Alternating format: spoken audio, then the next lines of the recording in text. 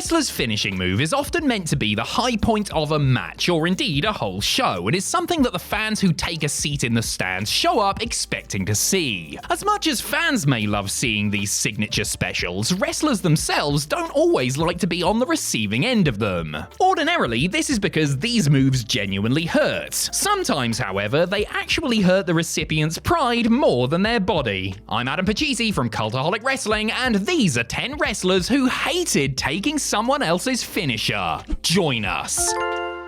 Number 10, Diamond Dallas Page, Randy Savage's flying elbow drop.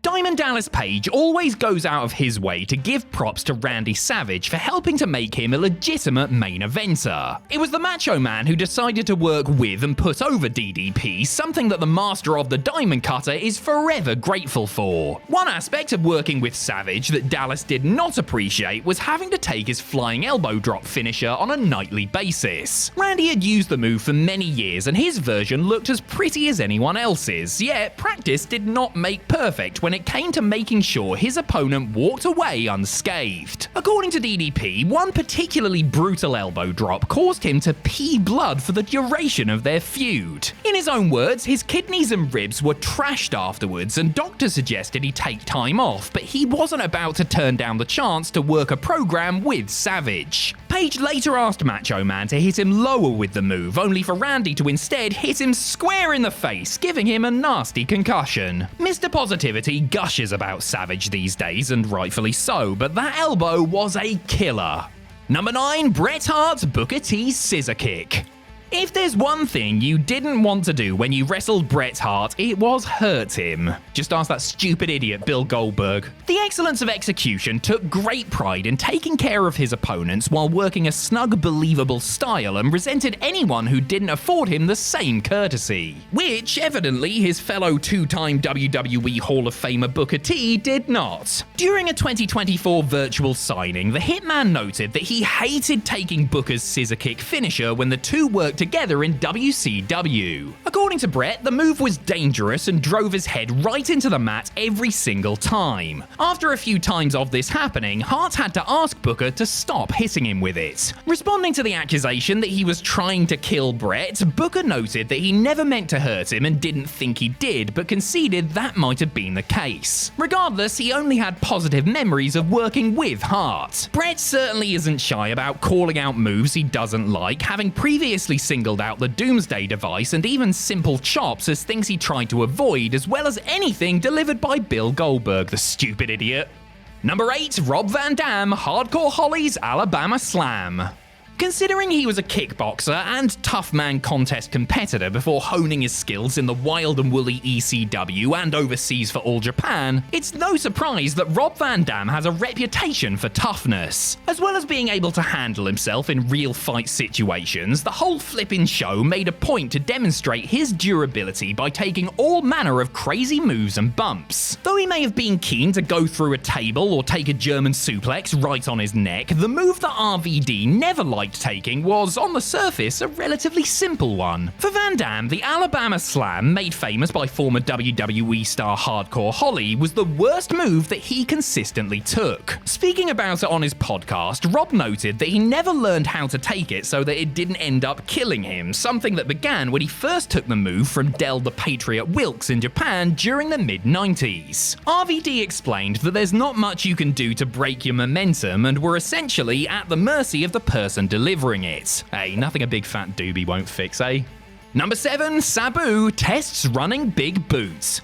Like his tag team partner Rob Van Dam, Sabu has a reputation for exceptional toughness, a rep that he has earned 50 times over. After all, this is a man who wrestled with broken bones and once used crazy glue to seal a wound caused by barbed wire, his scars telling the story of a career full of extreme ring wars. But it's not as if the man himself actually enjoyed the pain. He may have been good at taking abuse, but he wasn't a masochist and would have preferred to have gotten through a match unscathed if possible. That wasn't possible when he was booked against Test during WWE's rebooted version of ECW. Test had not long been brought back to WWE after a 2-year absence and was being pushed as one of the top heels on the brand. Sabu was one of the unfortunate folks who had to take the big Canadian's running big boot finisher which Sabu claimed would knock him out every time. After seeing stars for the umpteenth time, Sabu told Test that he could no longer do the move to him if he couldn't work it so that it was safe, to which Test replied, "No, Vince wants me to use it. He told me to kill you with it."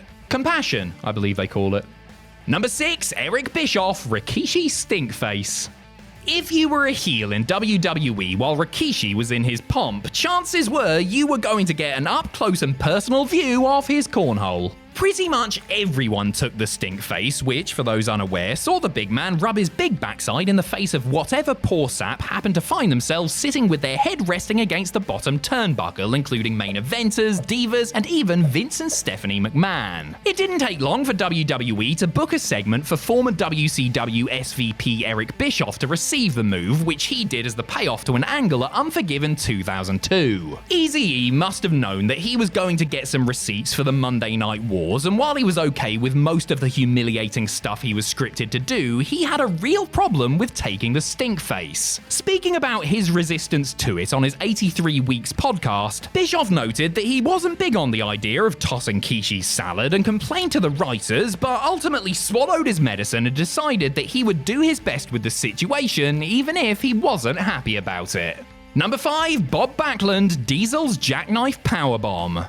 At WWE's Madison Square Garden house show on November 26, 1994, Diesel shockingly beat Bob Backlund to win the world title, just 3 days after Bob had beaten Bret Hart for it at Survivor Series. Not only was the result shocking, but so too was the manner in which Big Daddy Cool bagged the belt, hitting Bob with a boot to the gut and his favoured jackknife powerbomb to get the W in just 8 seconds. A pretty easy night's work for Backland, you might think, but the transitional champ was fuming afterwards. According to Bruce Pritchard on his Something to Wrestle podcast, Bob returned to the MSG dressing room following the squash and began ranting to Pritchard about how he would never take the move again. Backland had hurt his tailbone on the rough landing, which is hardly surprising given how stiff WWE's rings were at the time, not to mention Kevin Nash's habit of simply letting his opponents go in mid-air rather than guiding them down to the canvas. Fair play to Backland, who sold the jackknife by crawling all the way back to the dressing room.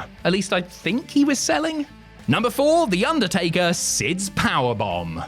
The powerbomb is typically a move that is performed on the quote-unquote smaller wrestlers because it's a very, very hard thing to do on a giant. At close to 7 feet tall and clocking in at over 300 pounds, The Undertaker wasn't taking too many powerbombs, though he did take a few during his long and illustrious career, and he didn't like it. During a Q&A session on his Patreon page, the dead man revealed that his least favourite finisher to take was in fact the powerbomb, referring to it as a bone rattler. Taker didn't relish taking the move and noted that the landing varied depending on who was delivering it. While the aforementioned Diesel was one of the very few who could get the Phenom up for the maneuver, Taker name-checked Sid's version as the one that he liked to take the least, as the master and ruler of the world was always in a hurry to get his opponents down, which resulted in added force. Since he hated the move personally, you might think Taker would forego using the move himself, but, well. Number 3, Kurt Angle, The Undertaker's Last Ride. When The Undertaker returned with his new American Badass persona in 2000, he brought a new finishing move with him. The Tombstone Piledriver was out, while the Chokeslam would still be used, but was not Mark Calloway's primary match ender. Kid Rock's favourite wrestler was now putting foes away with the Last Ride, a powerbomb with a little extra oomph. Rather than a standard powerbomb, Taker would grab his opponent's waistband and lift them up an extra foot or so in the air before drilling them almost through the friggin' ringboard. Believe it or not, this hurt. Just ask Kurt Angle, who claimed the Last Ride would literally knock the poop out of you. First-hand experience, is it, Mr. Olympic Hero? Angle's advice for anyone who had to take the move was to go to the toilet beforehand, as the move was so intense that it could cause an involuntary bowel movement. It also can't have been very good for Kurt's broken freaking neck, but I'm sure the pain of the humiliation that comes with a spoiled singlet was that much worse. Number 2, Bobby Heenan, The Ultimate Warrior's Press Slam. Nobody is going to accuse the Ultimate Warrior of being a technically sound professional wrestler, and if you even think about doing so, I'll just go ahead and accuse you of something much worse. Jim Hellwig's alter ego was more about the costume and the physique and the entrance and everything besides the actual wrestling part of the presentation. His matches were usually short and to the point, but despite being basic and brief, Warrior often hurt the people he was in the ring with and developed a reputation for being reckless. One person who really didn't like working with Warrior was Bobby Heenan, who wrestled a bunch of weasel suit matches against the neon-clad Nutter. The Brain didn't think much of Warrior as a worker or Hellwig as a person, and often found himself feeling sore after their matches. Heenan even found himself the worse for wear after Warrior's matches against people he was managing, such as when Warrior took on Rick Rude at WrestleMania 5. After the bout's conclusion, Warrior hit Bobby with his press slam finisher, carelessly dropping the manager like a sack of spuds. Heenan, who had a dodgy neck, didn't appreciate this negligence and made a vow to never take the move again. Number 1. Triple H, The Rock's People's Elbow. During a 2017 interview with Radio 1, Triple H cited his feud with The Rock as the very best of his career because their ascent to the main event happened at the same time and they helped make each other. In the very same interview, the game also derided the Great One's People Elbow finisher, calling it the hokiest in the history of the business. The move originated as something The Rock would do on house shows to try to get The Undertaker to break character before making its way to TV. Hunter didn't enjoy having to take it, and he had to take it often because it required lying on the ground for about 20 seconds while the most electrifying man in sports entertainment went through the whole elaborate shtick that comprised the most electrifying move in sports entertainment. He also felt it looked weak, what with it being a simple elbow drop and all, yet Big Dwayne would sometimes somehow catch Helmsley in the face and bust his mouth open, making it a legitimately painful experience. Fact is, Paul, it doesn't really matter what you think, because the People's Elbow was like over.